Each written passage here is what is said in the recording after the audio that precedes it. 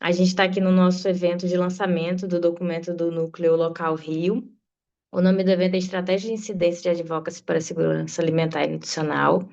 O objetivo do encontro é a gente apresentar para vocês o nosso guia, né? A gente estruturou aí como última etapa de 3 projetos que a gente fez com financiamento do Ibirapitanga. Esse guia é o guia de mapeamento e análise de proposições relacionadas às dimensões de segurança alimentar e nutricional, sempre conectados com as agendas da aliança. E só para contar um pouco a história, né, antes da Mari, que vai apresentar, que foi a bolsista responsável, vai apresentar o guia, só para contar um pouco do percurso que a gente fez ao longo desses anos, né, desses quase 4 anos, desde 2021, que a gente teve o primeiro projeto financiado pelo Ibirapitanga, onde a gente fez um mapeamento e análise quantitativa das proposições legislativas, fizemos o levantamento quantitativo e análise das proposições relacionadas às dimensões de SAM nas casas legislativas do Rio de Janeiro, na Câmara Municipal e na Assembleia Legislativa. A gente teve como bolsista a Thaís, ela tá aqui com a gente. Depois você dá um oi no chat, Thaís, para as pessoas saberem quem é você. Estou aqui, A gente... gente. E a gente teve o projeto 2 em 2024, dando andamento, né? Primeiro a gente fez esse mapeamento, e aí nesse projeto 2 de 2024 a gente fez a análise qualitativa. Então, na primeira etapa foi a quanti, depois a gente fez a quali das proposições. Então, a gente fez a leitura detalhada, a categorização das proposições por grupos temáticos, considerando o grau de alinhamento com o direito humano à alimentação adequada e as agendas prioritárias da aliança. Essa sempre foi um objetivo nosso, né? Olhar para as agendas e ver o que que a gente poderia extrair desses projetos de lei. Então, a gente fez esse mapeamento específico na Câmara Municipal e na Assembleia Legislativa. E, além disso, nesse projeto 2 a gente fez a atualização do mapeamento das proposições legislativas, identificação dos novos projetos de lei criados ao longo dos anos seguintes. E incorporamos também novos dados legislativos e a atualização do status de tramitação dessas proposições. E aí surgiu o projeto 3, né, que a gente, vamos fechar esse ciclo desses 3 projetos. E aí, agora nesse ano de 2025, a gente teve, né, o projeto aprovado pelo Ibirapitanga para o financiamento. Então, a gente quis dar um encerramento a esse ciclo de projetos, né, onde a gente começou lá em 2021 fazendo esse mapeamento e para fechar em 2025, a gente decidiu atualizar o mapeamento dessas proposições, fazer oficinas de sistematização e priorização com o Núcleo Local Rio. Então, a gente reuniu o núcleo, conseguiu fazer essa qualificação, definiu as prioridades das agendas para a gente conseguir trabalhar com dado específico. E aí a Mari vai explicar muito bem a metodologia utilizada, o que que a gente focou, mas, ao fim desse projeto, a gente decidiu fazer estratégias de incidência para poder apoiar outros núcleos, outras organizações que integram a aliança, né, nível Brasil, a conseguirem fazer isso nos seus municípios e nos seus estados. Então, esse guia ele pretende fazer isso, apoiar as pessoas e os núcleos que queiram fazer isso, e, né, Núcleo Mato Grosso, Núcleo São Paulo, que queira fazer, outros grupos também possam se apoiar na metodologia que a gente utilizou, e a gente sistematizou todos esses passos no guia. Então, a Mari vai apresentar isso muito bem para vocês. E assim, agora nesse ano a gente encerra, né? Depois de muita luta, a Thaís me acompanhou ao longo. Eu participei do primeiro projeto e do desse último, mas a Thaís estava em todos eles. E a gente, nesse último, a gente coordenou esse projeto, né? Dando todo o suporte para a Mari, que foi a nossa bolsista, a orientar o que a gente deveria atualizar e organizar o que a gente ia priorizar de incidência. E isso gerou o nosso guia, que a gente logo, logo vocês vão ter acesso para poder fazerem o download e divulgarem nas redes sociais. E esse foi um processo colaborativo, né? Foi um processo acompanhado pelo núcleo, e a gente teve todos esses trâmites de acompanhamento, de orientação, e foi muito importante para a gente, como ONG, né? Como aliança, poder participar desse projeto e poder entender um pouco mais até dos dilemas e desafios quando a gente pensa em mapear projetos de lei, em como a gente pode incidir. E a gente vai ter ao longo desse seminário, além da apresentação do nosso guia, a Georgia Russo, do IDEC, também vai falar sobre o que eles vêm fazendo em relação à incidência no contexto da alimentação escolar. E depois a gente vai ter um momento de debate. E eu espero que vocês que estejam acompanhando aqui coloquem comentários e perguntas no chat, para a gente poder aproveitar, né, a presença da Georgia aqui, para a gente conseguir construir muito conteúdo bacana juntos. E eu quero agora chamar a Mariana Vidal, que foi a nossa bolsista, para ela poder apresentar o guia que a gente construiu junto no âmbito desse projeto. Bom dia, Mari, você está aí? Bom dia, gente. Obrigada, Dora, aí, por iniciar o encontro. Agradecer a presença de todos aqui, de todas. Vou compartilhar aqui minha apresentação para a gente poder conhecer um pouco desses resultados e metodologias, porque foi um longo processo, né? Então, é legal a gente conhecer um pouco desses resultados, né? Eu vou trazer alguns resultados, porque são muitas informações, então, vou tentar compartilhar de forma mais prática e fácil assim da gente compreender, né? Vocês estão conseguindo? Tá aparecendo para vocês? A gente está vendo, só não Assim, está em modo de apresentação. tá Tá. pequenininho. Então é cheia, né? Agora Se acho que você foi. puder colocar em modo de apresentação e depois compartilhar. Ah, agora está indo. Agora está perfeito, Mari. Bem, gente, então, como a Dora já iniciou um pouco, né, dessas etapas que a gente teve desses três projetos, né? Vou contar um pouco mais dos detalhes, né, do projeto. E aí, só para a gente iniciar, entender um pouco, né, para quem não é da Aliança, né, a Aliança é uma coalizão que busca o avanço das políticas públicas para a garantia da segurança alimentar e nutricional. E a nossa atuação, ela é orientada em 10 temas estratégicos da nossa agenda. E um desses temas estratégicos é proteger a alimentação adequada e saudável nas escolas e instituições por meio da incidência política ou também por ações de educação alimentar e nutricional. E a gente entende que a escola é um espaço muito estratégico para a promoção da alimentação adequada e saudável, por promover a saúde, por prevenir doenças crônicas não transmissíveis, né, e contribuir para a melhora do desempenho, né, escolar e comportamental dessas crianças, favorecendo, né, a formação de hábitos alimentares saudáveis desde a infância. Mas também a gente entende que não só o fornecimento de uma alimentação adequada e saudável é muito necessário, mas também a introdução de atividades de educação alimentar nessas escolas, de forma a integrar, né, na grade curricular, facilitando mesmo essa adoção de hábitos saudáveis dessas crianças. Então, o núcleo local, né, iniciou, né, desde 2021 esses três projetos até esse ano, né, com essa ideia mesmo de fazer esse mapeamento, análise de projetos de lei para incidência política, com essas temáticas de segurança alimentar. Aí eu vou passar aqui também, porque a Dora já tinha contado um pouquinho, né, dessas etapas, assim. E aí, só para introduzir, né? Então, desde 2021, a gente, para iniciar esse projeto, a gente formou um grupo executivo na Aliança para definir os papéis de cada um, né, as contribuições que cada um poderia ter, e também a gente elaborou um plano de trabalho. Então, quais eram nossos objetivos desses projetos? O nosso cronograma, as nossas etapas metodológicas para seguir com todos esses anos, né, de trabalho. Então, como primeiro projeto, né, a gente teve esse mapeamento quantitativo e essa sistematização, então, desde 2021 até 2025, porque a gente sempre foi atualizando, né? Todo ano tem novos projetos de lei.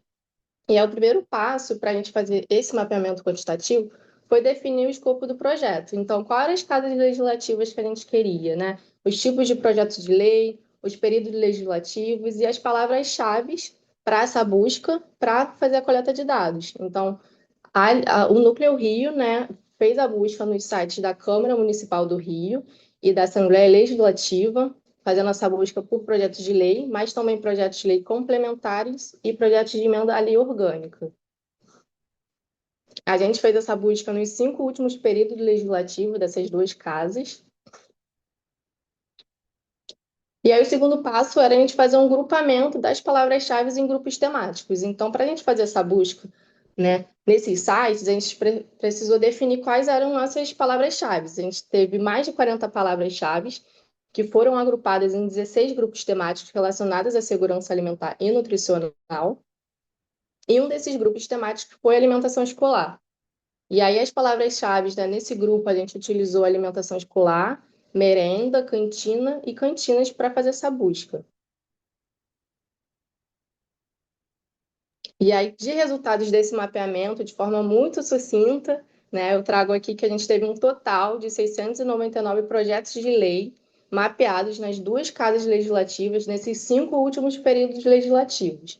A LERJ foi a casa que teve mais projetos de lei mapeados, e aí, com relação à alimentação escolar, a gente teve um total de 106 projetos de lei mapeados.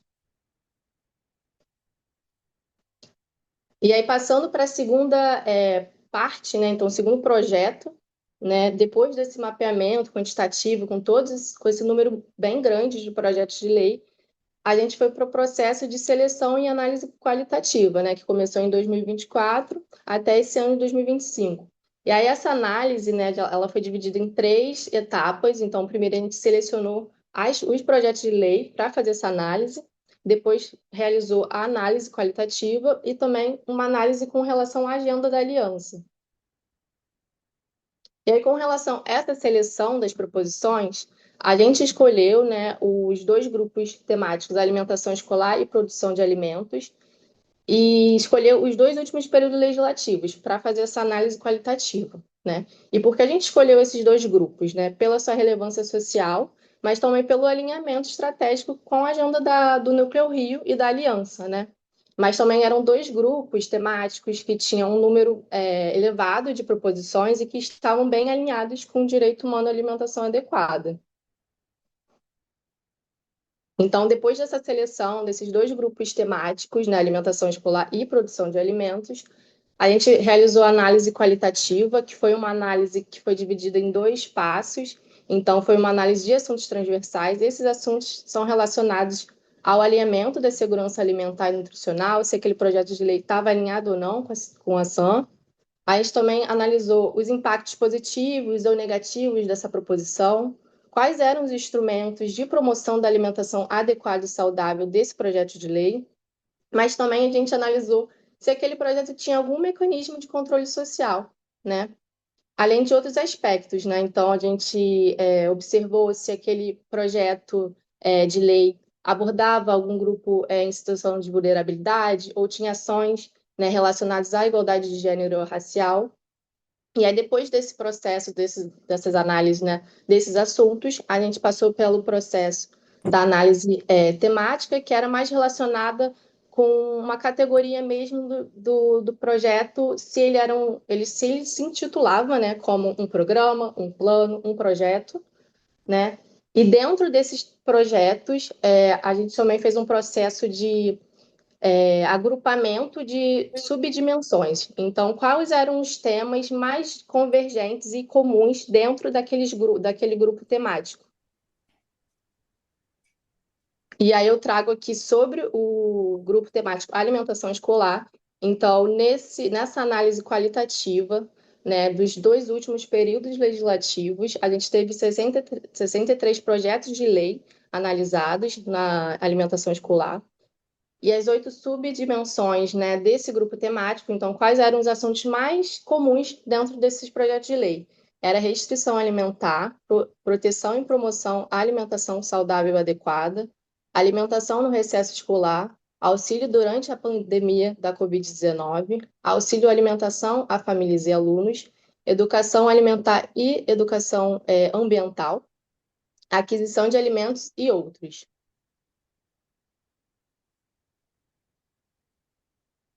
E também trazendo um pouco das principais fragilidades, né, que a gente observou, né, nessa análise do grupo temático alimentação escolar, uma delas era a falta de definição de termos utilizados, né, mas também a própria ausência de alguns conceitos fundamentais com relação a essa temática da alimentação escolar que os projetos de lei não tinham, ou até mesmo o uso de alguma terminologia inadequada, ou uma proposição, né, que não que tinha uma proposição, né, de mecanismos de auxílio financeiro sem a garantia de alimentação adequada, então a próprio cartão alimentação, né? E por último, assim, também, né, com relação a essas fragilidades, a gente também observou uma ausência de indicação clara sobre os órgãos responsáveis pela execução das ações. Então, passando, né, finalizando esse processo de análise qualitativa, a gente seguiu para o terceiro projeto em 2025, né? Então, um processo de selecionar essas proposições legislativas analisadas para, de fato, realizar essa incidência política.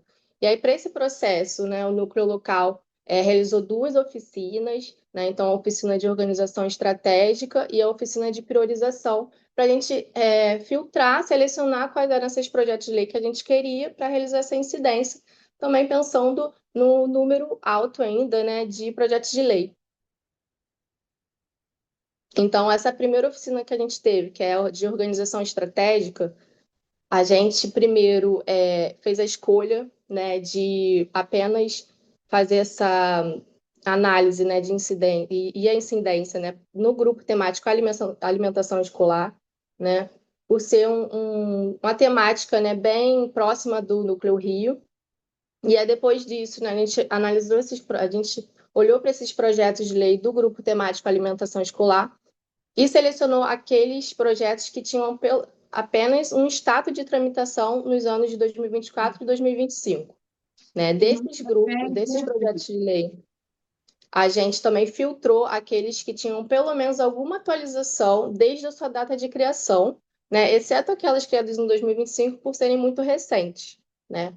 E dentro desses projetos de lei, a gente também excluiu aqueles que tinham algum status de tramitação, como arquivada, transformada em indicação simples, anexação com outra PL ou prejudicabilidade. Então, nessa oficina, né, das 63 PLs que a gente tinha da alimentação escolar, a gente passou para 28 projetos de lei.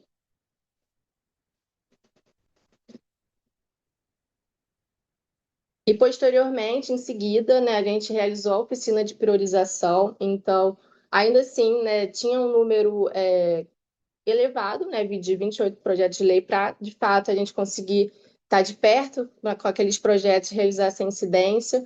Essa oficina já foi uma oficina mais com um cuidado maior com relação ao conteúdo daquele projeto de lei, quais eram as temáticas, o que ele trazia de informação. Né? Então, os critérios de seleção para essa oficina, a gente considerou a relevância temática e o contexto político daquela proposição, alguma oportunidade política, então, qual eram os autores daquela proposição, a conjuntura institucional, mas também o próprio alinhamento ao direito humano à alimentação adequada daquele projeto de lei, mas também a gente considerou o grau de tramitação e o número de comissões envolvidas, porque para a gente foi importante a gente considerar, né, priorizar aqueles projetos que estavam em estágio avançados de tramitação, que pode facilitar de forma o diálogo mesmo dos parlamentares, com os parlamentares. Então, é uma forma de aumentar mesmo a possibilidade de influência, né?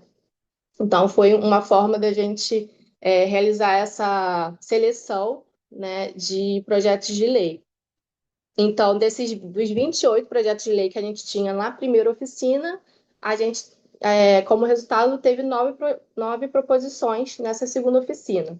E aí, essas 9 proposições, os temas, né, delas, né, eu trago aqui para vocês, sobre terapia nutricional para alunos com transtorno de espectro autista, combate à obesidade infantil, instituição do selo amigo da alimentação saudável, extensão da alimentação escolar a professores e demais profissionais da saúde, garantia de alimentação nas férias escolares, recursos para programas de auxílio financeiro à alimentação durante estados de calamidade pública, reajuste dos repasses destinados à alimentação escolar, utilização de espaços escolares no combate à insegurança alimentar e parâmetros, né, de referência para nutricionistas por número de alunos nas unidades escolares.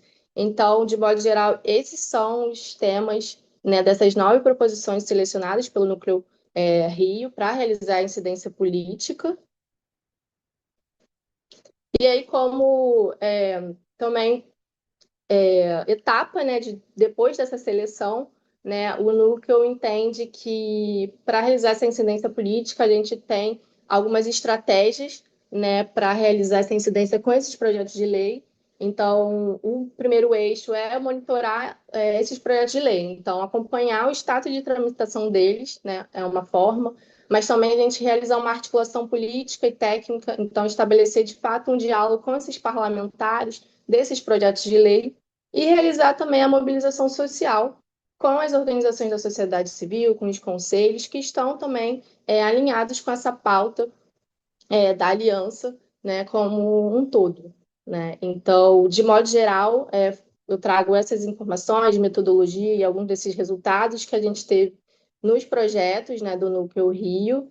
E aí, como fruto, né, desses anos, desses projetos, a gente elaborou esse guia para o mapeamento e análise das proposições relacionadas às dimensões da segurança alimentar. E aí a gente traz nesse guia, de fato, a nossa experiência, né, como Núcleo Rio, nesse processo de mapeamento e de análise, quais foram as metodologias que a gente realizou, mas a gente também compartilha um pouco dos resultados, né, com o intuito mesmo de poder colaborar com os movimentos, com os grupos, as instituições, e também tem o desejo, né, de realizar essas ações de incidência política, de analisar esses projetos de lei. Então, esse é o QR Code para quem já quiser conhecer o manual. Esse manual ele está no site da Aliança, então o QR Code vai direcionar para esse site da Aliança, para o link, né, para vocês poderem baixar o guia. Então, de modo geral, esse foi esse processo e eu agradeço, né, pela oportunidade de poder compartilhar com vocês o nosso projeto. Muito obrigada, Mari, pela apresentação. Obrigada por toda a dedicação ao longo do projeto, né? A Mari está com a gente desde o ciclo passado de projetos, então, muito obrigada por ter participado, ter apoiado, né, toda essa construção, guiado as oficinas que a gente fez, ter atualizado todo esse processo.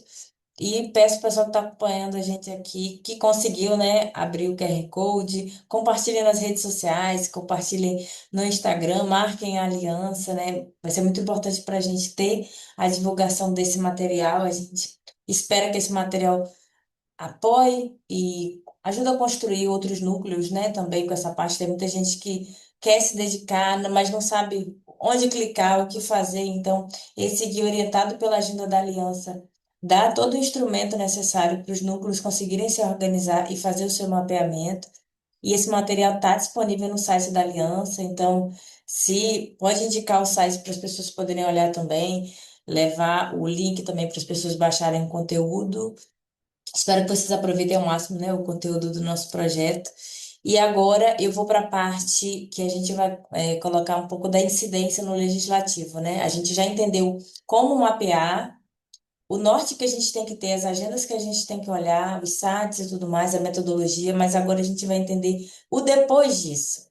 Depois que a gente encontra os projetos de lei, encontra uma agenda convergente com a da aliança, o que a gente pode fazer? Como a gente pode se organizar?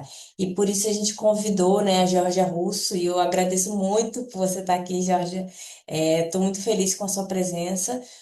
A Georgia ela é mestre pela Faculdade de Saúde Pública da USP em Intervenções de Políticas Públicas em Alimentação e Nutrição. Tem graduação em Nutrição pela Universidade de São Paulo, professora e conteudista do SENAC, presidente da Comissão de Gestão de Lei dos Orgânicos na Alimentação Escolar e membro do Comitê da Criança e Adolescente da Sociedade Brasileira de Cardiologia e atualmente é especialista em saúde do Programa de Alimentação Saudável e Sustentável do IDEC. Muito obrigada, Georgia, pela sua presença aqui. Oi, Dora, bom dia a todas e todos. Eu que agradeço a oportunidade de estar aqui hoje. Esse núcleo Rio de Janeiro que sempre foi muito potente, né? Acho que não é à toa que a gente tem a primeira lei aí aprovada com o apoio da Aliança no Rio de Janeiro, né? Então, assim, acompanhar de perto essa agenda e toda a nossa vivência como IDEC, como Aliança e ver como esse grupo se fortalece, consegue se unir para incidir em mudanças estruturais que realmente vão garantir a promoção da alimentação adequada e saudável para a população. Então, é uma grande honra o convite e poder estar aqui hoje conversando com vocês sobre a nossa experiência, né? Então, como a Dora trouxe, eu vou falar um pouquinho desse pós, né? Eu trouxe um pouquinho do contexto anterior que vocês já mapearam, mas eu vou falar esse caminho todo do advocacy, né? Vou contar um pouco para vocês. Então, vocês estão vendo já a minha apresentação? Estamos, sim. Então, só para também contextualizar, eu estou aqui hoje representando o IDEC, que é uma organização sem fins lucrativos, fundada desde 1987. A gente trabalha com contribuições de pessoas físicas e fundações nacionais e internacionais, e a nossa atuação é focada em pesquisa, mobilização, conscientização do consumidor e incidência para políticas públicas e ações civis públicas na parte mais jurídica. Então, vou focar aqui no nosso trabalho em incidência em política pública. E a nossa missão aí como IDEC, que é promover a educação e a conscientização, a defesa dos direitos dos consumidores e a ética nas relações de consumo com total independência política e econômica. O IDEC atua com vários programas, um deles é o Alimentação Saudável e Sustentável também, que é onde entra essa agenda de incidência com a Aliança, que tem esse objetivo de promover alimentação adequada e saudável para a promoção e proteção da saúde do meio ambiente e prevenção das doenças crônicas não transmissíveis, só para trazer esse contexto. Vocês todos já conhecem muito bem, mas eu sempre gosto de trazer esse gráfico antes de falar por que que a gente precisa tanto regulamentar, por que que a gente precisa tanto trabalhar com mudanças estruturais. Então, hoje a gente coloca a população dentro desse ambiente obesogênico, onde a gente tem uma publicidade de alimentos sem regulamentação, enganosa e abusiva. A gente tem os rótulos dos alimentos que também são enganosos, não são compreensíveis, não destacam as informações que a gente realmente precisa saber. A gente tem ambientes institucionais como hospitais, escolas, universidades, transportes públicos, expondo a população diariamente a produtos ultraprocessados. A gente tem uma dificuldade de acesso à comida de verdade. A gente tem uma falta de estruturação eficaz de educação alimentar e nutricional, e principalmente de políticas que vão transformar todo esse cenário. E, por fim, aqui no final, um conflito de interesse muito complexo, que eu vou terminar minha apresentação falando um pouquinho mais sobre isso, que disputa aí interesse público com interesse econômico e acaba impedindo que a gente avance nessas políticas de alguma forma. Então, vou trazer um pouco de todo esse contexto. E para a gente pensar em reverter esse cenário de ambientes alimentares, a gente precisa falar de ações de proteção da população, né? Então, retomando aqui, sobre as ações da promoção da alimentação adequada e saudável, tem ações que a gente vai incentivar, né, que são aquelas que a gente difunde informação, que vai possibilitar práticas educativas, que vai motivar esses indivíduos a adotarem práticas saudáveis. Outras ações podem apoiar, que é quando a gente vai tornando mais factível a adesão a essas práticas. Mas as medidas que efetivamente vão proteger são as de caráter regulatório, porque é aí que a gente consegue impedir que esse indivíduo, essa coletividade, fique exposto aos fatores que vão estimular as práticas não saudáveis. E aqui é papel do Estado e das políticas públicas, por isso que a gente fala tão fortemente de medidas de caráter regulatório, né, das medidas regulatórias. Só para trazer muito rápido aqui, Dora, assim, o que que é esse advocacy que a gente tanto fala, né? É, tem essa definição, né, aqui um conjunto de práticas realizadas por indivíduos e organizações para influenciar de forma legítima um processo de formação de agenda, de formulação, implementação e avaliação de política pública. Então, quando a gente influencia de forma legítima a política pública, a gente está fazendo advocacy. E acho que é muito sobre isso que a gente veio conversar aqui hoje. E eu também quis trazer para destacar que o advocacy não é só aquela incidência política, quando eu bato na porta do vereador ou do deputado para falar sobre alguma coisa. Quando a gente organiza um evento como esse, a gente está fazendo advocacy.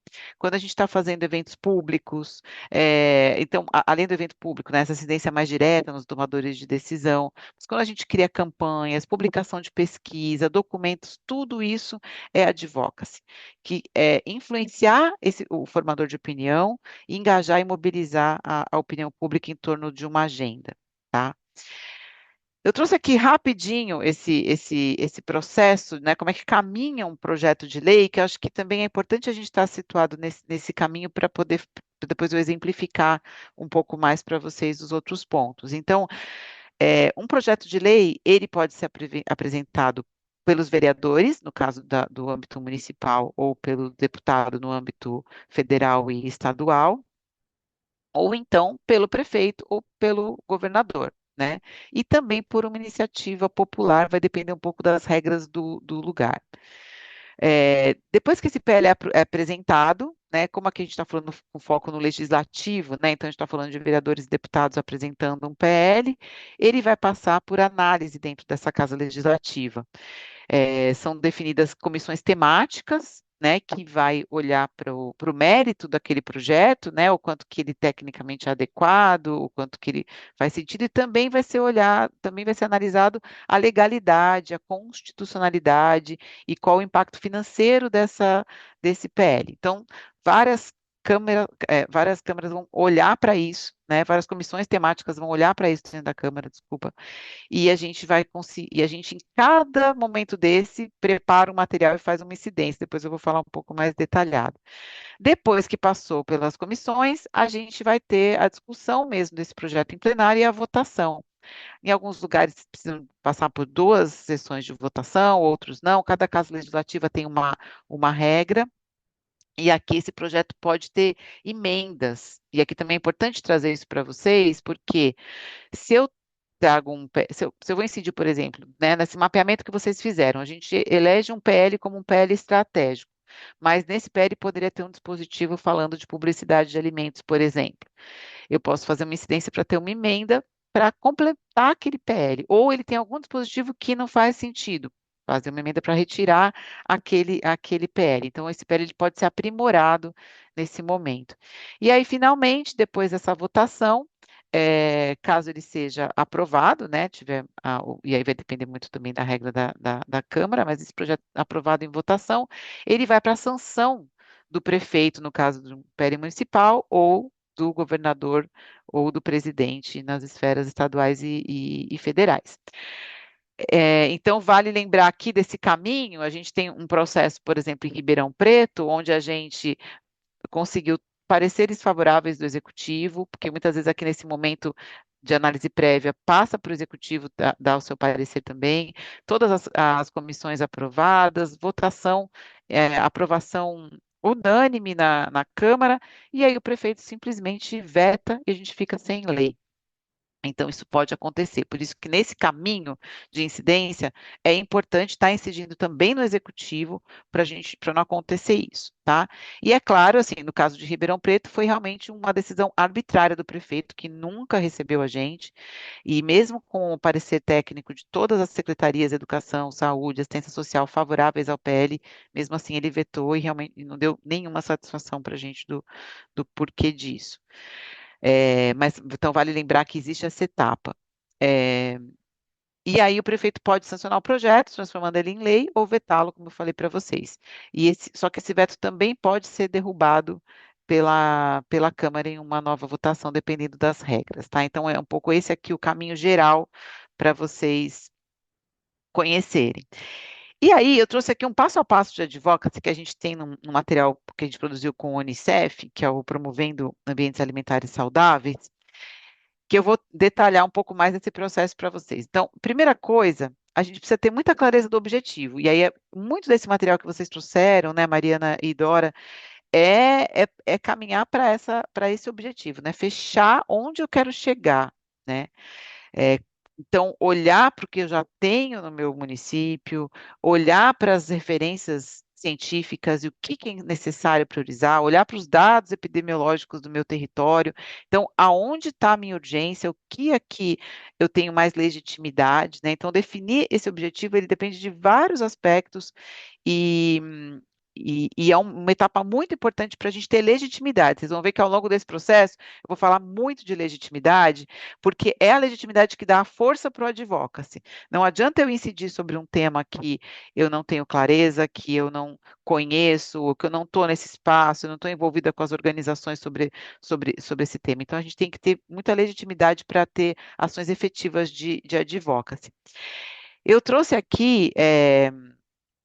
Aí o segundo passo, né? Então vamos entender. Isso aqui caminha um pouco junto, né, gente? Não é tão linear assim, mas identificar o contexto atual, que também é muito do que vocês fizeram. Como que, como é que estão hoje os projetos de lei desse território? Eu trouxe aqui uma ferramenta que o Desiderata desenvolveu após a incidência aí no Rio também, eu consigo extrair, seja lá qual for o município, qualquer município aqui, né, tem uns 5.570 municípios do Brasil, eu consigo fazer um filtro e puxar o estado nutricional por faixa etária, por raça e cor, por sexo, posso direcionar um PL nesse sentido, e extrair esses dados para poder usar como incidência. O dado, esse diagnóstico, ele faz muito sentido quando a gente vai incidir. Eu dou um exemplo aqui do Ceará, por exemplo, o fato da gente ter apresentado que os índices de obesidade no Ceará são mais elevados do que os índices nacionais, chocou todo mundo numa audiência aqui no estado. Eu estou aqui no Ceará, viu, gente? Por isso que eu estou falando aqui. Eu sou paulista, mas estou aqui. A gente vem trabalhar na implementação da lei que foi aprovada. Então, é, a gente trazer esse dado né, do território mesmo, a realidade daquele território, de novo, traz legitimidade, traz força, traz o senso de urgência. Nossa ferramenta do Desiderata é uma ferramenta muito boa para isso. E aí, como eu falei, eleger um objetivo, né? No caso do ambiente alimentar das escolas, a gente abraçou a importância de garantir o direito da criança a um ambiente alimentar saudável. E aí a gente buscou todas as narrativas potentes para isso.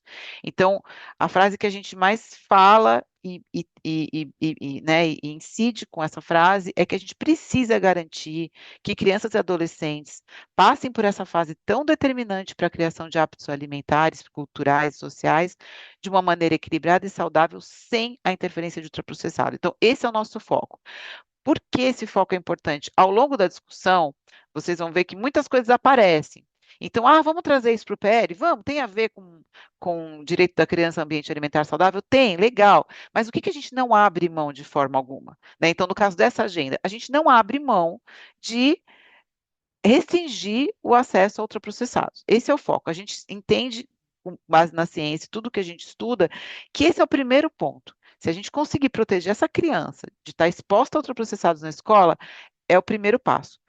Todo o resto vem complementar. Também é importante educação alimentar e nutricional, também é importante restringir publicidade, mas a gente tem que eleger algo que não se negocia, que é o coração da nossa incidência, tá?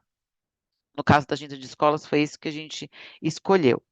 A gente buscar todos os fundamentos jurídicos que apoiam essa agenda, né? Então, trouxe aqui todo esse nosso arrazoado pensando em ambiente alimentar das escolas, mas cada tema vai ter um fundamento jurídico diverso, é importante estudar e mergulhar nele para falar, ó, esse PL tem respaldo jurídico para acontecer. E aí, um pouco do que vocês apresentaram hoje, né? Então, aqui no caso dessa incidência no Brasil, né, nos territórios que a gente tem incidido como ITEC, Aliança, é, a gente primeiro mapeou, igual vocês mapearam, né? Mas aqui no caso a gente mapeou focado em ambiente alimentar das escolas, como é que estavam as legislações no Brasil. E aí é importante trazer que quando a gente olhou para esse N de legislações, a gente também quis qualificar essas regulamentações. E a gente observou que das 65 regulamentações que já existiam no Brasil na época, só 6 cumpriam essa função realmente de promover alimentação adequada e saudável. Então, a gente vai se deparar muitas vezes com projetos de lei que não atendem à necessidade, não atendem ao que veio. Então, qualificar tecnicamente esses projetos é uma etapa também muito importante. Para isso, a gente precisa amadurecer a fazer uma construção técnico-narrativa técnico-científica dessa narrativa, e aí também decidir, né, muito dentro do que vocês trouxeram, se a gente vai começar um PL novo, e aí é importante ter um PL modelo, que é uma minuta rascunhada para começar a discussão, ou se a gente vai pegar um PL que já está tramitando na casa e pensar em fazer as emendas e aprimorar esse PL. Então, essa também é uma escolha que acontece aqui quando a gente faz esse mapeamento que vocês já produziram aí no Rio e que o material de vocês com certeza vai apoiar muito os outros núcleos nessa construção de mapeamento, né? E aí eu trouxe aqui um gráfico que a ACT apresentou para a gente na formação dos apoiadores locais do MDS, do GEPAS, a gente tentar mapear, né? A partir do momento que eu tenho esse objetivo, né? Já mapeei mais ou menos os PLs, se eu vou começar um PL modelo, se eu vou modificar um PL existente, como é que está esse cenário do advocacy sobre aquele tema? Então, aqui ele traz, por exemplo, quais são as evidências que a gente tem para soluções desse problema, né? Tenho evidências robustas? Isso já está construído? No caso da incidência para escolas, por exemplo, quando a gente começa essa incidência por leis, a gente observa que a gente não tinha evidências sobre escolas privadas. A gente tinha um mapeamento da PENSE com alguns dados, mas a gente não tinha especificamente o que estava sendo comercializado nas escolas privadas. E a nossa hipótese é que pela falta de regulamentação para escolas privadas, o cenário fosse feio, e realmente era, depois a gente descobriu. Então, entender isso. Não, tem evidências muito robustas, ótimo. Então, a gente não precisa investir tanto em evidências. Ainda não temos. Vamos investir em evidência antes de começar o advocacy. A gente precisa de dados, a gente precisa de números, a gente precisa de consensos científicos para poder incidir com legitimidade, né? Aquilo que eu estava falando no começo. Como é que está a cobertura de mídia sobre o tema? A gente precisa de mobilização popular e para isso a gente precisa da mídia envolvida. Ah, é boa, a mídia adora falar desse tema. Não, não é. Então, entender um pouco isso. Então, vamos investir na assessoria de imprensa para poder avançar com essa mobilização da população? Não, não precisa. Esse tema já está sendo muito falado, vamos só pautar e disseminar. Legal. Qual a interferência desse setor regulado? Né? E aí, que eu falei, no final vou falar bastante disso. Infelizmente, no nosso setor alimentação, a gente tem uma equipe aí de advocacy muito forte da indústria de alimentos ultraprocessados que interfere muito no que a gente incide sobre a alimentação, a gente tem que estar preparado para isso. Qual é o engajamento dos formadores de opinião desse tema, né? Então, quanto que a gente tem formadores de opinião realmente engajados ou que a gente precisa sensibilizar e avançar com esses formadores de opinião para que eles façam uma influência maior sobre o tema. Qual é a expertise das organizações sobre o tema? Também vale a pena olhar para isso. Quem são os nossos aliados? Será que a gente precisa trabalhar um certo letramento sobre esse tema para que todo mundo avance, né, e consiga incidir com expertise para, né, trazer a legitimidade que a gente conversou, o apoio da população nesse tema, né, o quanto, no caso das escolas, a gente começa essa agenda com alguns enfrentamentos importantes. Então, no nosso caso, Minas Gerais, que eu falo que é o fatídico, né, que é onde a gente começa, onde a gente onde leva um choque, né, como técnicos, quando o governo do Zema traz deputados e deputadas que vão falar que a família tem o direito de escolher o que as crianças vão comer, que não é o Estado que tem que dizer o que vai ser ofertado nas escolas, né? Então, a gente entender como que depois a gente fez todo um processo de escutas para ver o quanto que aquilo era realmente um nicho, né, de algumas famílias de um setor específico, ou realmente essa era a percepção das famílias todas, né? Então,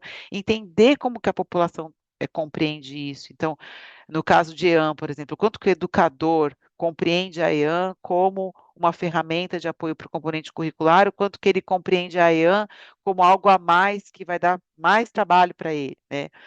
A viabilidade para aprovação dessa política também, sempre olhar para o cenário de governo, né, para ver o quanto que é viável avançar, e o comprometimento e prioridade desse tema no governo. Então, esse mapinha aqui, a gente precisa ter esse termômetro para ver onde a gente vai investir mais nossa energia. Como eu falei para vocês, no caso de escolas, a gente construiu coletivamente com a Aliança um PL modelo dos principais aspectos técnicos que a gente entendia que precisavam estar numa lei, com todo um apoio jurídico nessa construção. E assim a gente consegue iniciar o debate no território. O outro passo, né, que eu falei para vocês, tudo caminhando muito junto, é o de produção de conhecimento, que eu também já contei um pouco dessa história para vocês. Está aqui o CAEB, que veio exatamente para agregar. Então, nós tínhamos informações aqui da PENSE, então é importante usar todos os nossos inquéritos e todos os dados que a gente já tem hoje, só que tinha uma lacuna importante. A gente sabia que existia a venda de alimentos nas escolas privadas, mas a gente não sabia exatamente quais. Aí o CAEB vem qualificar essa informação. E vários outros exemplos aí da ciência apoiando, e aí cabe também uma reflexão importante, que eu vou voltar um pouquinho nesse slide para reforçar isso. O tempo de publicação e o tempo da academia é muito diferente do tempo do advocacy. Então, é importante a gente ter parceiros dentro da academia que estão dispostos a produzir um conhecimento e trazer para a gente informações no tempo que a gente precisa. Isso cabe uma disposição mesmo, né? Então, um pesquisador que entende que aquela produção científica para além da publicação do artigo em si, que pode demorar anos e o tempo de advocacy já se foi, ele pode fazer um relatório executivo desses dados e apoiar quem está incidindo, que precisa ter uma reunião daqui a um mês com um ator muito importante e levar esses dados. Então, aqui no caso, a UFMG, né, que liderou o processo do CAEB, todas as organizações parceiras que tiveram com eles, foram muito ágeis e sempre muito prontos em fazer uma pesquisa que fosse atender a essa necessidade do advocacy. Isso é muito importante. E aí vem o outro ponto, que é o que dá toda a força para esse caldo, gente, que é a gente mapear os espaços de participação da sociedade civil. Então, a gente conversar com atores estratégicos, entender como que estão as discussões, né, as discussões mais sociais, né, das organizações em torno daquele tema de PL, envolver os conselhos locais, no caso de escolas, associações de pais e mestres ou conselhos de escolas, os cantineiros e as cantineiras, entidades médicas, todo mundo que pode contribuir para o tema, e ir lá conversar. Eu trouxe esse exemplo aqui do Ceará, que foi um case de sucesso muito importante para a gente, a lei aprovada aqui no Ceará. A gente mobilizou com o Conselho do Ceará, e aí os conselhos são sempre potentes, né? Não dá para falar de mobilização em torno de um PL de promoção da alimentação adequada e saudável sem envolver o Conselho do território. E aqui o Conselho levou a gente para uma comunidade do Bom Jardim, onde a gente pôde conversar com a população sobre os desafios da alimentação nas escolas, sobre soluções que essa comunidade já tinha construído para que essa alimentação acontecesse nas escolas do território deles. E aí isso tudo atrai mídia, atrai discussão para jornalista, mobiliza a população, reforça a importância da cultura alimentar. Então, assim, foi um momento muito potente aqui nesse palco que vocês estão vendo com né, dessa arena, que a gente trouxe esse tema, muitas vozes trazendo suas contribuições, e a gente só fortaleceu demais o PL e o caminho dele. Então, quinto passo, identificar os parceiros e como engajá-los, contatar os gestores, os técnicos das secretarias, Ministério Público, todos os vereadores e deputados que dialogam com a pauta, e ir construindo com eles pactos, o que cada um faz, até que ponto você se compromete, formando essas redes, essas coalizões, né? E aí a gente faz uma estrutura de um posicionamento institucional, né? Aqui no Ceará, por exemplo, a gente conseguiu redigir uma carta com 112 organizações da sociedade civil apoiando o PL. E assim, e formando essa rede, eu vou dar alguns exemplos aqui, né, de como fazer isso. Vocês já fizeram isso aí, né? Mas é mapear esses atores. Então, dentro de todas essas pessoas que trazem o tema, quem que a gente pode considerar oponente, quem que a gente pode considerar aliado? E aqui tem um pouco de um termômetro, né, do quanto que é aliado, do quanto que é oponente. E o grau de influência dessas pessoas na política pública, né, desses grupos, alta ou baixa. E aqui a gente também consegue direcionar para quem eu vou dialogar, né, fortalecer meus aliados, fazer o trabalho de sensibilizar quem não é tão aliado assim, né? Quem é o oponente que eu não tenho como enfrentar, né? Então, olhar para esse, fazer esse mapa para direcionar a nossa incidência. E aí, aqui também, esse slide a gente falou na formação dos apoiadores, é muito importante saber comunicar, principalmente saber ouvir, saber priorizar. Aquele mapa ajuda muito a gente nesse sentido, e saber ceder. Por isso que a gente tem que eleger qual é o nosso coração, né? O que a gente não negocia e tudo que a gente está disposto a dialogar e ceder para avançar com uma política pública estrutural. E aí fazer o trabalho de visitar os gabinetes mais estratégicos e, como traz aqui, literalmente batendo na porta, pedindo uma conversa, trazendo dados, se possível com os nossos aliados, porque política pública forte se faz com aliados. Então, a gente também achar que vai sozinho, que não, eu quero ser o protagonista dessa agenda. Não existe.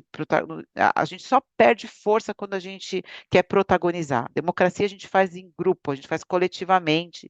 A gente não faz protagonizando. Quem vai protagonizar é o vereador ou o deputado que vai abraçar a causa e fazer daquilo a articulação dele.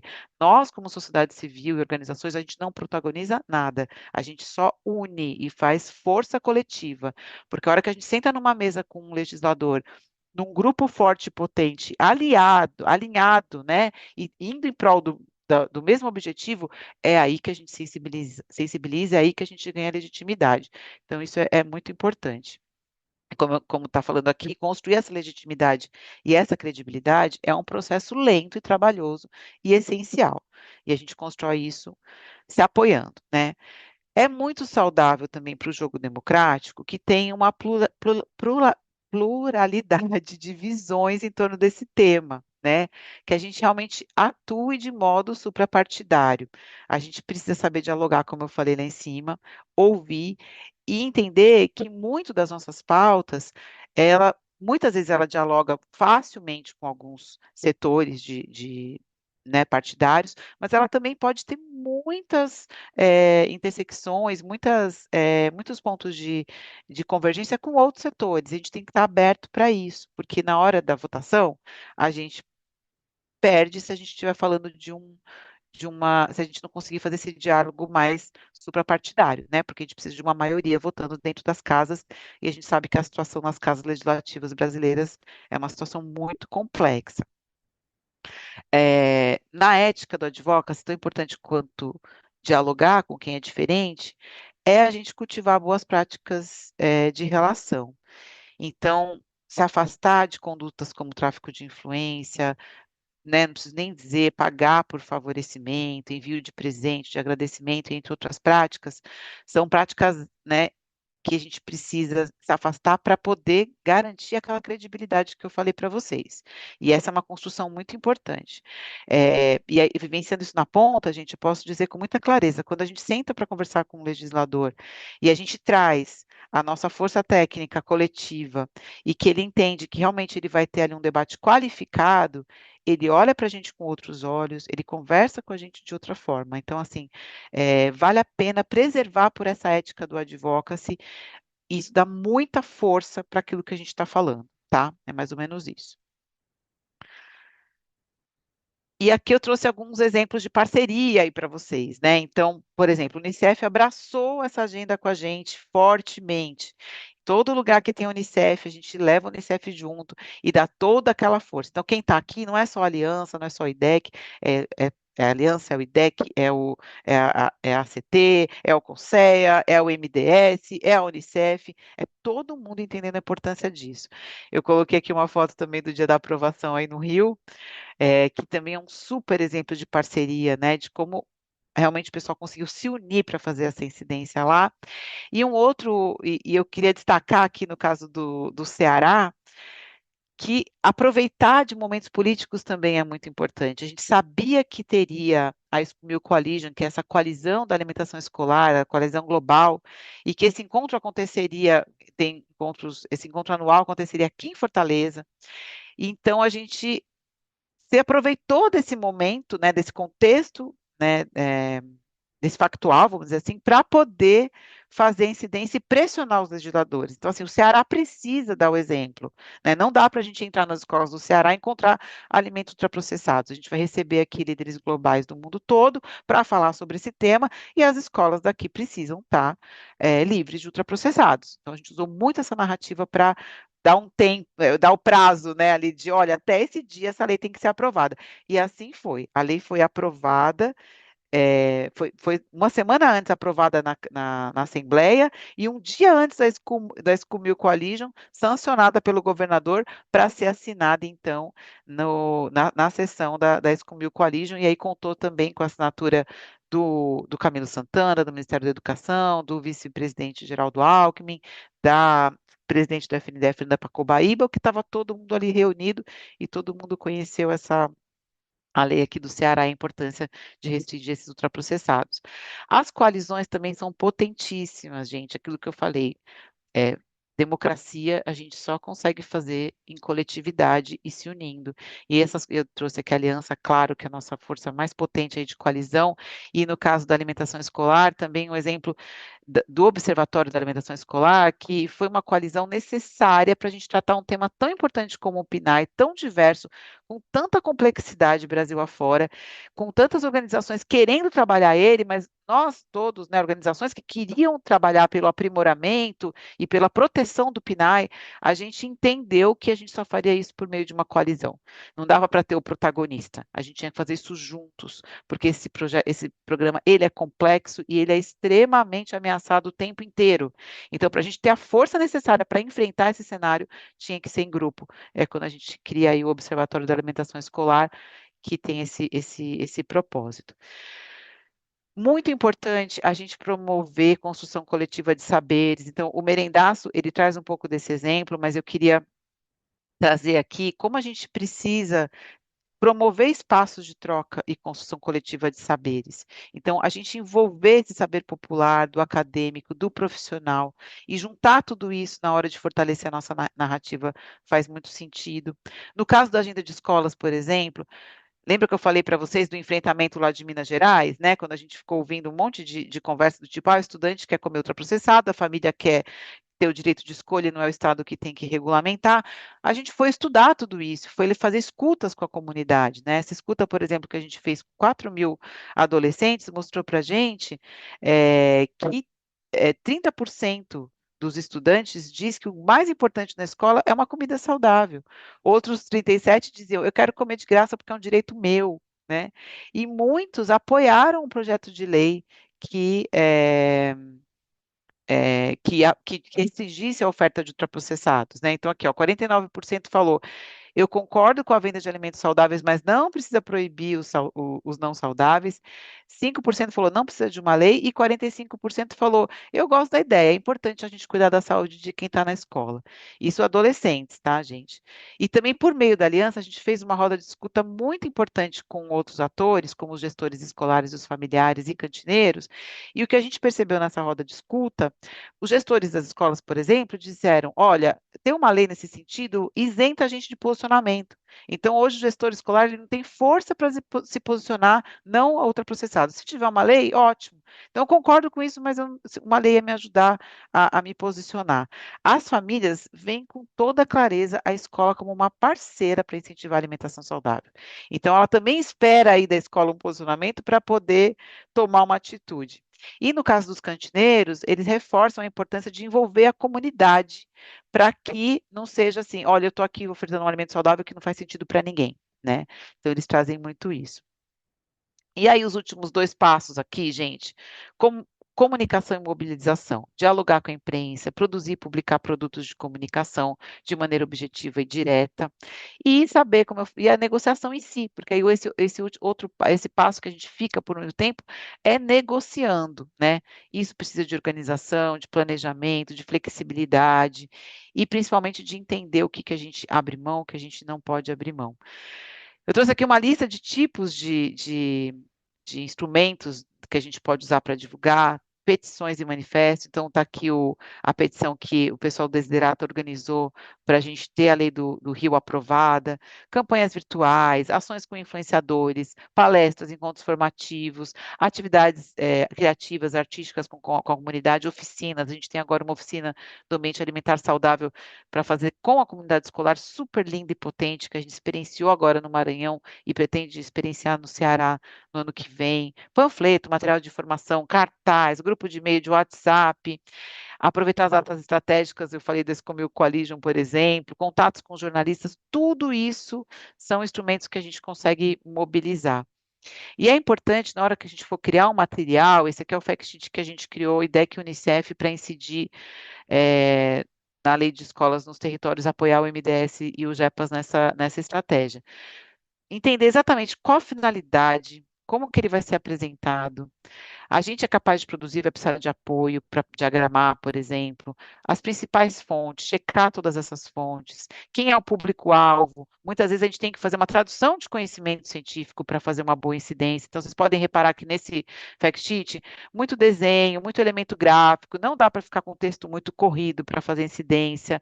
Se a gente tiver imagens que já dizem o recado ali, ótimo, frases em destaque, né, para na hora da incidência a gente ir direto ao ponto, né, para que, assim, uma conversa de 10 minutos já diz o recado. Se o parlamentar quer aprofundar, ótimo, a gente avança, mas em 10 minutos você precisa dar o recado que você tem para dar. Essa página do IDEC, a gente faz uma tradução da ciência para alimentar as políticas. Então, a gente tenta trazer elementos da ciência de uma forma gostosa, né, diagramada. Então, ela apoia muito o quem for incidir no ambiente alimentar saudável das escolas, mas também trabalha com outras pautas, não é só escolas, tá? Tem várias pautas aqui, sistemas alimentares, é, acesso, tem um monte de pauta interessante. E aí a gente, né, por meio da comunicação, que profissional de comunicação costuma abordar esse tema, né, de alimentação e saúde no seu território? A assessoria de algum parlamentar tem interesse em comunicar, então a gente pode se aliar à assessoria dos parlamentares para construir uma agenda de imprensa, como a gente vai mobilizar essa comunidade escolar, como é que a gente pode colher esses depoimentos, essas percepções da comunidade e ter isso como uma forma de disseminar e sensibilizar outras pessoas. A partir desse mapeamento das alianças com as instituições parceiras, também fazer o collab, né? Qual instituição aí que consegue ter acesso a algum jornalista? Tudo isso a gente vai construindo estratégias coletivas, né? E lembrar, principalmente, de celebrar e publicitar as nossas conquistas, mesmo que pequenas, porque a gente falha nesse lugar, a gente faz todo esse trabalho, constrói, e aí depois não faz um post lindo, né, desse merendaço, por exemplo, ou daquela reunião que foi super importante, daquela oficina que teve uma colheita linda de depoimentos incríveis sobre a transformação. Então, a gente precisa lembrar de celebrar e contar essa história para sensibilizar outras pessoas. Essa aqui é um exemplo da campanha, que é o IDECA, CT, Desiderata e FIAM, que a gente fez sobre comer bem na escola, uma lição para a vida toda. Tem vídeos lindos no YouTube dessa campanha, gente, vale a pena muito mandar para as pessoas. E aí, só para fechar, Dora, depois me fala um pouquinho do tempo, mas eu deixei aqui para o final um dos pontos mais importantes e que é bom todo mundo estar muito preparado, né? Então, assim, o processo político, ele envolve diferentes atores, né? Inclusive aqueles que vão ser regulados por essa proposta. Como é que a gente consegue entender, né, quando isso é um conflito de interesse, né? Então, eu gosto muito dessa definição, né, que traz assim, é, a gente é considerado um conflito de interesse quando essa situação traz prejuízo ao interesse coletivo ou desempenho da função pública. Então, a ação política corporativa é esse conjunto de ações desempenhadas por entidades comerciais para configurar uma política pública em benefício próprio. A gente tem atores comerciais que são esses agentes que vão trabalhar, vão incidir na política pública para garantir o lucro das suas organizações, mas a partir do momento que isso prejudica o interesse coletivo, a gente está falando de conflito de interesse. E aí eu não preciso nem dizer para vocês, esse grupo aqui da Aliança sabe muito bem que a gente tem aí esse nosso sistema alimentar hegemônico controlado por poucas empresas, né, desde a agricultura até o consumidor final, que está levando essa substituição da comida de verdade pelos ultraprocessados, substituindo a nossa agricultura familiar substituindo a nossa agricultura familiar e as práticas agroecológicas por monoculturas, e esse pessoal está muito bem estruturado para incidir contra as leis que a gente vai falar. Para quem não conhece, o documentário Big Food conta muito bem essa história. Mas eu queria dizer para vocês, né, o IDEC tem incidido hoje nesses territórios. Aqui no Ceará, a gente acaba de aprovar a lei. Todos esses territórios receberam interferência da indústria de ultraprocessados, tá, gente? E essa incidência se dá de várias formas. Em São Paulo, por exemplo, uma incidência clara que ele sentou na audiência com a gente, né, e falou, ultraprocessados não existem, né? Foi lá e trouxe toda a narrativa deles. Em Ribeirão Preto, eles conseguiram um caminho de sorrateiramente ir lá no prefeito, sem ninguém saber, falou, tudo bem, deixa o pessoal fazer o que eles quiserem, na hora que for para aprovar, eu veto. E o prefeito combinou isso e pronto, vetado, e a gente ficou sem caminho. Lá na Bahia, é um outro mecanismo que a gente tem visto acontecer, na hora de aprovar o PL, eles conseguem fazer uma emenda e tirar ultraprocessado, sem ninguém perceber, nem mesmo o próprio autor do PL percebeu esse movimento. E quando a gente foi ver a lei publicada, isso tanto na Bahia como no Tocantins aconteceu, a lei publicada estava sem o dispositivo de proibição de ultraprocessados. Então, assim, mapear isso a fundo. Aqui no Ceará, por exemplo, alguns atores que a gente foi sentar, tinha claramente esse discurso da indústria de ultraprocessados, que é um discurso assim, veja bem, vamos trabalhar a educação alimentar e nutricional e fazer campanhas para alimentação saudável, a gente não precisa proibir nada, né? Vem muito nessa linha a narrativa, a gente já percebe pautado ali pela indústria, ou na linha do ultraprocessados não existem, não existe consenso científico para isso. E aí a gente traz todo o arrazoado. Essa do não ter consenso científico vinha muito antigamente. Agora a gente tem um arrazoado tão forte, né, de evidências, e isso está tão desenhado e tão falado na mídia, que fica mais constrangedor chegar com esse argumento. Mas o argumento da educação alimentar e nutricional e campanhas resolvem esse problema sempre vem ainda muito forte para quem está pautado pela indústria de alimentos. Então, isso vai acontecer e a gente tem que ter na mão todas as ferramentas para contra-argumentar. E um outro ponto também para fechar, não esquecer de apoiar a implementação. Não adianta a gente ter uma lei publicada. O Brasil, igual a gente tem um monte de lei que não serve para nada, a gente tem várias leis boas e robustas que não foram implementadas, como é o caso do Estado do Maranhão, por exemplo, e não cumpriu o seu papel de transformação social. Então, aqui a gente faz um estudo do Rio Grande do Sul, de como foi a implementação no Rio Grande do Sul. Porto Alegre, por exemplo, é um município referência de ambiente alimentar das escolas, muito provavelmente pela lei, a forma como ela foi implementada. Então, apoiar nessa construção. Tem vários materiais aqui, por exemplo, contando para o cantineiro que a cantina saudável é lucrativa, né? Então, isso é uma coisa que a gente tem que falar em todas as incidências, que eu vou falar hoje o dia inteiro aqui que a gente vai trabalhar na implementação. Eu vou ter que falar disso o tempo inteiro para as pessoas entenderem que não é sobre falir o cantineiro, né? Pelo contrário, ele vai ter mais lucrativo do que ser um atravessador de ultraprocessados. E aí, só para a gente fechar, né? Gosto muito dessa frase do Paulo Freire, eu acho que todo mundo aqui pode se ver muito nesse papel. O que esse trabalho todo do advocacy é juntar muito a teoria com a prática e efetivamente transformar a realidade, né? E aí o Paulo Freire traz essa frase super bonita, onde ele fala: a teoria sem prática vira verbalismo, assim como a prática sem teoria vira ativismo. No entanto, quando a gente une a prática com a teoria, a gente tem a praxis, que é a ação criadora e modificadora da realidade. Então, é esse caminho que a gente pode trilhar como coalizão, incidindo por políticas públicas estruturais e lutando pela implementação dessas leis e garantia de direito da nossa população. É isso, muito obrigada. Está aqui o e-mail do IDEC, os nossos canais também, quem quiser seguir e acompanhar um pouquinho do nosso trabalho nessa agenda. Muito obrigada, Georgia. Muito obrigada, Mari.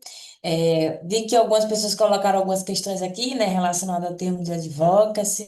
Tem muitos desafios em relação a essa questão do nome, mas usualmente a gente utiliza muito aqui no Brasil para poder falar sobre incidência, por mais que, né, tenham outros termos, mas a maioria das organizações que trabalham com o tema utiliza esse termo.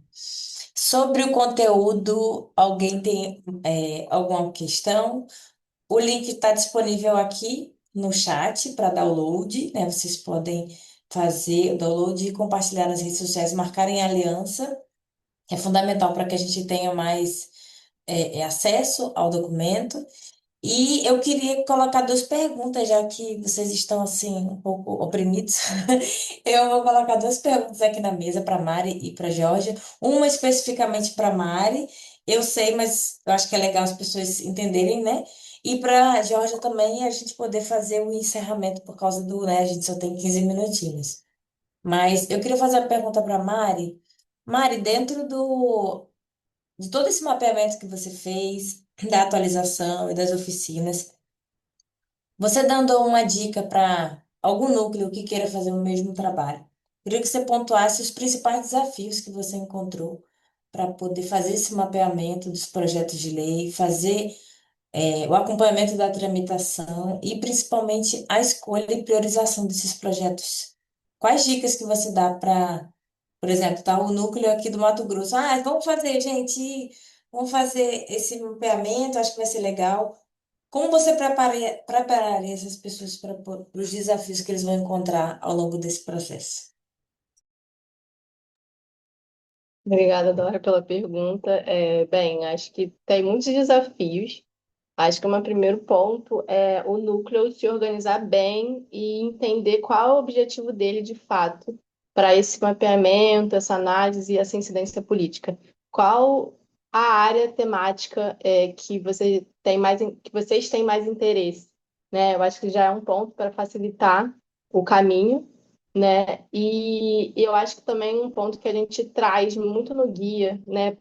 Ainda mais sendo um guia, né? A ideia dele ser um guia para facilitar esse processo, é que esse mapeamento é complexo, né? Porque a gente vai entrar nos sites da Câmara, da LERJ, e às vezes são sites que não são fáceis, não são intuitivos, então a gente precisa entender também esse processo de mapear esses projetos, entender como usar esses sites, né? Então, até no guia a gente dá algumas dicas, né? E também eu acho que no processo da análise, né, como um todo, também é um processo difícil às vezes, porque tem muitos projetos que têm um arcabouço, um conceito, um texto muito simples, faltando muitos conceitos, ações, né? E isso também eu acho que é um processo que a gente vai aprimorando, entendendo de melhoria, né? E como incidir nesses projetos de lei. E eu acho que, de modo geral, o que está vindo agora, assim, na minha mente é um desses pontos, assim, se Thaís ou até Dora quiser pontuar alguma questão também, né? Que participaram desse processo. Obrigada, Mari. Thaís, você quer comentar? Não, eu ia só falar de um ponto que, para mim, quando eu fiz a parte quantitativa, foi um desafio, foi de entender mesmo os sites das casas legislativas, porque a Câmara tem um site que é muito mais intuitivo, a Câmara de Vereadores, então a gente consegue achar as PLs, filtrar de uma forma, né, para chegar no objetivo que a gente quer, e o da LERJ não, né, dos deputados. Então, esse foi um dos maiores desafios que eu tive quando eu estava fazendo a parte quantitativa. Então, acho que primeiro estudar como são esses sites e de estratégias para que você não fique tendo retrabalho já é um bom caminho, né? Óbvio que tendo bons descritores, boas palavras-chave, que esse foi um processo também quando a gente iniciou, em que ainda estava a Kelly no núcleo Rio, né? Assim, quais são as palavras? Essas palavras vão crescendo, mas a gente também tem que ir afunilando para a gente não ter um número muito grande de PLs e depois não conseguir dar conta, porque o quantitativo é uma coisa. Agora, o qualitativo, onde de fato a gente vai incidir, a gente tem que ter um número que seja adequado, né? Porque senão a gente tem muita vontade, muito sonho, mas ele fica muito difícil de ser realizado porque a gente não tem pernas também para poder fazer. Então, eu acho que essas foram as minhas dicas dos momentos em que eu estive inserida como bolsista.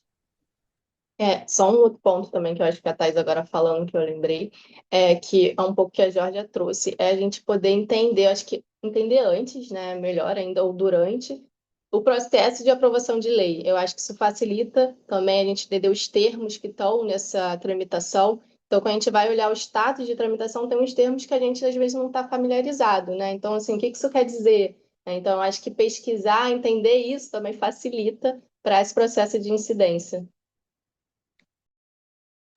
Obrigada, Mari. Obrigada, Thaís. Rosa, Oi, levantou a mão. gente.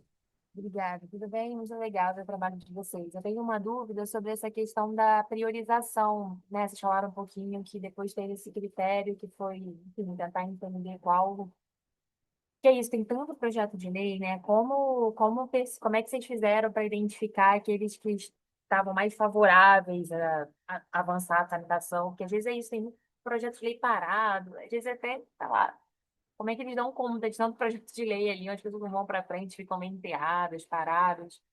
Queria pedir para vocês falarem um pouquinho mais sobre essa questão da priorização, como é que vocês fizeram isso, assim, e que critérios vocês usaram para essa avaliação de priorização. Valeu, Rosa. Mari, você quer responder? Pode ser, mas também vocês têm a vontade também de responder, Thaís e Dora. Eu acho que esse processo, né, a gente teve que fazer essas duas oficinas, né, porque como eram muitos projetos de lei, a gente fez aquela primeira oficina que foi, de fato, filtrar por grupo temático, mas também pelo status, né? Então a gente começou pensando nisso. Então vamos ver qual é o projeto de lei mais atuais, né? Porque às vezes a gente fez um mapeamento de alguns projetos de leis que foram criados há alguns anos atrás e que estão parados. Então a gente não tinha interesse e não ia valer a pena, né? Pensando assim, dependendo assim. Então a gente, pelo menos, fez essa prioridade de qual são os projetos de lei que estavam no ano de 2024 e 2025, pelo menos seu status, né? Não necessariamente o ano de criação, mas se ele estava em movimento, né? Isso a gente fez, reforçou bastante, né? Eu acho que priorizou nesse sentido.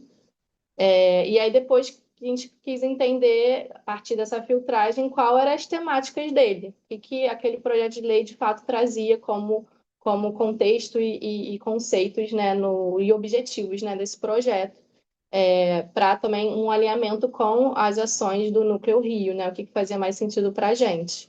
Então, acho que foram esses dois pontos assim, importantes que a gente considerou. A atualização daquele projeto, ele está em movimento? Ele está em movimento, o status de tramitação dele, ele já passou por quantas comissões nesse processo? Ele já só passou por uma, não passou por nenhuma, né? Então quer dizer, às vezes, que ele não tá muito parado, né? Dependendo, né?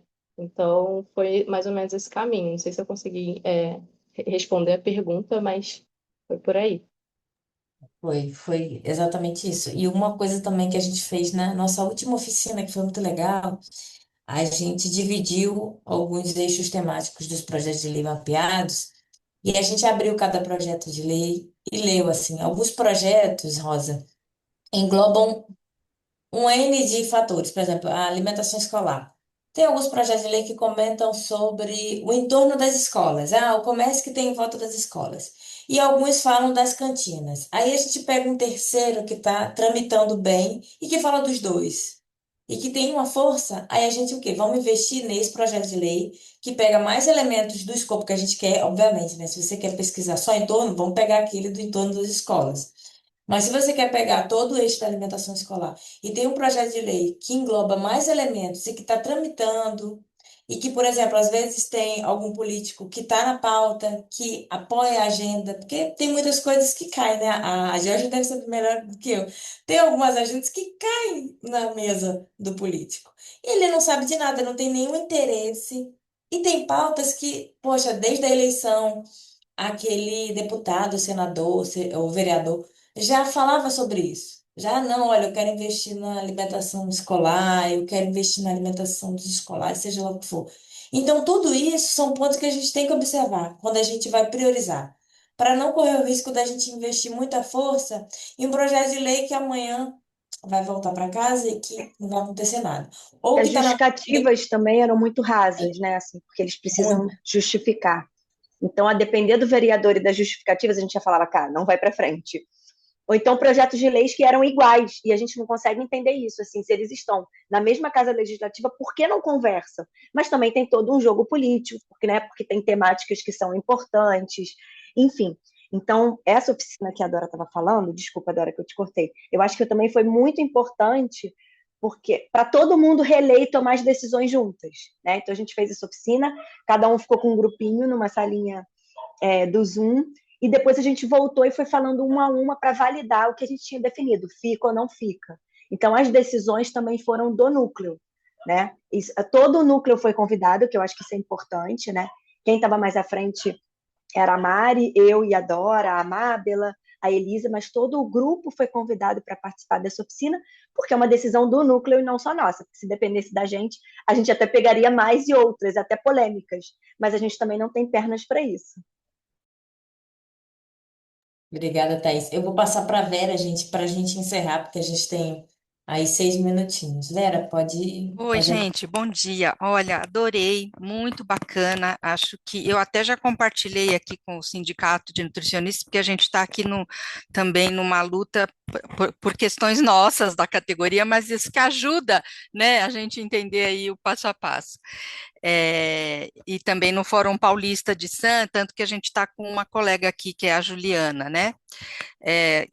Mas o que eu queria perguntar para vocês é que, assim, aqui em São Paulo, a gente tem alguns apoios que são muito importantes, até para a gente poder pensar, né, até que ponto a gente centra forças ou não, a gente espera, recua, que são aqueles assessores parlamentares que são os de carreira, E eu queria saber se vocês tiveram algum apoio ou alguma articulação com eles. Aqui a gente tem na Alesp, um que nos apoia na discussão da questão da lei, né, que seria aquela que a gente teria que estar tentando implantar aqui no Estado, que é a PERA, né, que é a Política Estadual de Redução de Agrotóxicos, né, apoiada na lei nacional. E também aqui na Câmara Municipal, a gente teve há um tempo atrás um apoio grande de assessores da Comissão de Direitos Humanos. Agora, nessa legislatura, a gente não está tendo muito essa articulação, mas que foi muito interessante, inclusive para a gente conseguir levar algumas questões aí de emendas parlamentares também, importantes, né, aqui. Então, era isso só. Dora, quer que eu fale um pouquinho com a Por Vera? favor. Pois é, a gente percebe, Vera, quando a gente acaba elegendo mais o Champion, né? Quem é o legislador ali que está disposto a articular, e aí, como a Vera trouxe, esse diálogo muitas vezes vai acontecer com os assessores, e é o assessor que vai abrir as portas, que vai encaminhar os materiais que a gente precisa e tudo mais. E o que a gente observa, Vera, é que quando esse assessor ele é da casa, né, tanto no Congresso como nas assembleias e câmaras, esse diálogo ele é mais sério, assim, ele é mais profissional, então a gente consegue realmente fazer os agendamentos, eles não ficam enrolando a gente, eles realmente se apropriam do material, então a gente tem reuniões mais produtivas, né? Então, geralmente, quando esse assessor é da casa, a gente trabalha com um nível de profissionalismo muito mais qualificado, assim, é muito melhor mesmo. E como você trouxe, muitas vezes a gente fazendo esse trabalho de advocacy com esses assessores, hoje ele está com um legislador, amanhã ele está com outro, e ele carrega toda essa bagagem, todo esse letramento, né, todo esse conhecimento. Então, é um ator muito importante mesmo para a gente incidir. E, Dora, eu ia comentar aqui sobre uma pergunta sobre a palavra advocacy, né? A gente já falou isso no Núcleo São Paulo, foi até a Su que trouxe aqui, com Rosa também, quantas vezes a gente já conversou sobre isso, né? Eu acho que sempre que for incidência política, a gente pode falar incidência política, porque eu acho que essa é uma das melhores traduções, mas como a Rosa comentou, o advocacy ele é mais amplo do que a incidência política, né? A incidência política ela é uma das etapas do advocacy. E eu clamo mesmo por um termo em português, para a gente não precisar mais falar de advocacy. Tudo bem, muito obrigada, gente. Ó, vamos caminhar para o encerramento. Quero agradecer muito, principalmente a Mari, né, pelo trabalho realizado ao longo desse período, pelo apoio do núcleo, né, aí colocando em nome da Thaís, da Mábila e da Elisa, que ajudaram. A Georgia por estar aqui com a gente, né?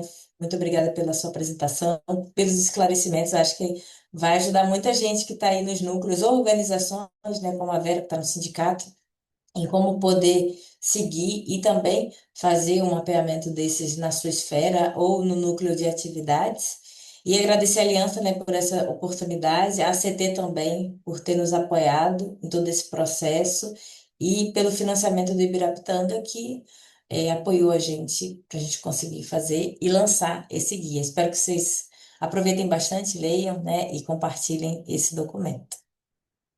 Muito obrigada, gente. Diego, é com você.